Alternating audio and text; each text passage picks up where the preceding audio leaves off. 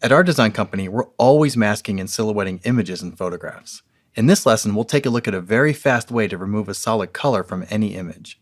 And while this is certainly possible to do inside of Photoshop, I would argue that many times you can do this a lot faster in After Effects.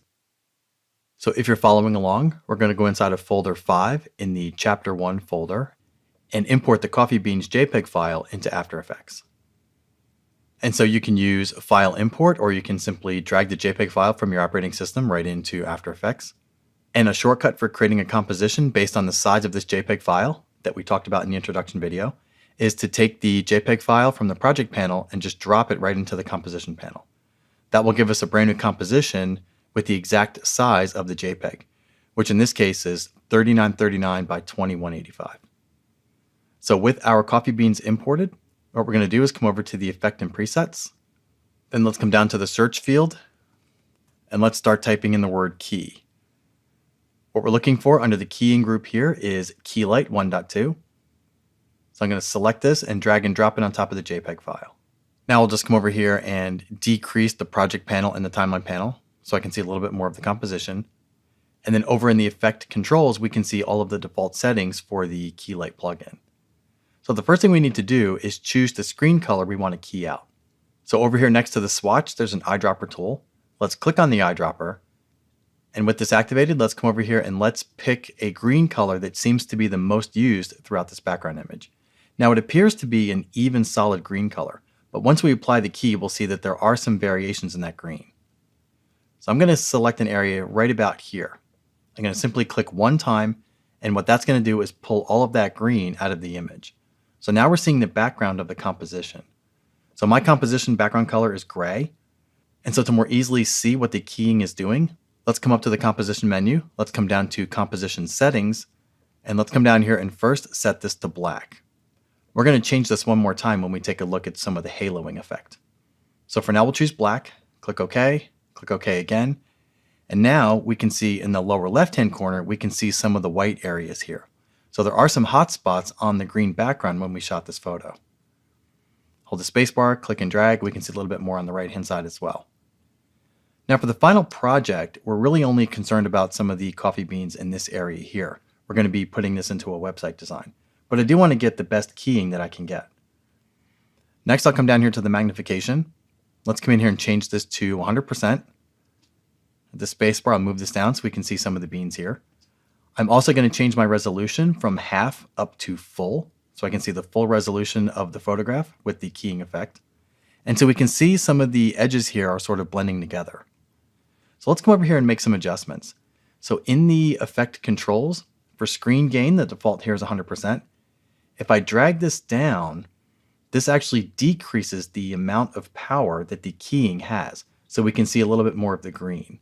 If I drag this all the way down to 0, we get no keying. And similarly, if I go above 100%, we start to cut into the original images. So now we can see the coffee beans are starting to disappear here a little bit. So I'm going to come back here and set this back to 100 for the moment. Next is the screen balance. The screen balance attempts to remove some of the green that might be reflected on the coffee beans, or basically any of the same color of the key that could be reflected on any item that's against a color background. So to make this a little bit more obvious to see, let's come back to the composition menu. Let's come back down to composition settings, and let's change the color from black to something really bright. So I'll come in here and choose a really bright pink. I'll click OK again. And the reason I'm doing this is because I want to see this pink color showing inside of the coffee beans. So now if I come down here to screen balance and I increase this, we can see the pink now starts to move inside of the individual beans. So this gives me the idea of how much of the background image is actually showing or reflecting on my main image. And then similarly, if I come down here and decrease this all the way down to 0, I'm not getting any of the reflection pulled out. So we can see the pink showing up inside of here because the green actually was reflecting on this particular bean here. And so some of these you're just going to have to play with based on your individual image. But as I mentioned before, this is a really quick way to get some silhouetting working for our project. So what I'm going to do is come in here to the screen gain, and I'm going to bring this up to about 125. So I'll drag this up here a little bit. As I make these changes, you'll see a little bit more of the pink showing up around the beans here. And then for the screen balance, we're going to bring this up to about 12. So bring this to right here. So that's going to look pretty good here. I can see a little bit of color in this bean here and in this bean here, but this will actually make this look a little bit more realistic when we put the coffee beans against different colors, because it will actually look like the reflection of the background is showing up on the coffee beans. So I'm going to come in here and zoom out a little bit. Let's go down to about 25% so we can see more of our image. Hit the space bar and I'll pan around. So this is all looking good. So at this point, to get this over to Photoshop, we're going to come up to the composition menu. We're going to come down to Save Frame As, and we're going to choose Photoshop Layers. And make sure that you're in full resolution before you do this. And so now in this Save dialog box, we're going to save out coffeebeans.psd. I'll choose the desktop, and then I'll hit Save. Then if I reveal my desktop, we'll see the coffee beans Photoshop file showing up here, which was generated from After Effects. And so let's double click on this and see what After Effects created. If we take a look at the layers panel, we'll see we have a single layer showing up here. In the canvas area, we'll see our checkered background indicating that all of those areas are transparent. And After Effects also gave us some guides as well. So I'll hit Command semicolon on the Mac or Control semicolon on the PC to hide the guides. Let's go back to the layers panel. I'll create a new layer, Command or Control Shift N. I'll just press return. Let's come in here to our colors. I'll set my foreground color to maybe a medium brown. Click OK. I'll fill that.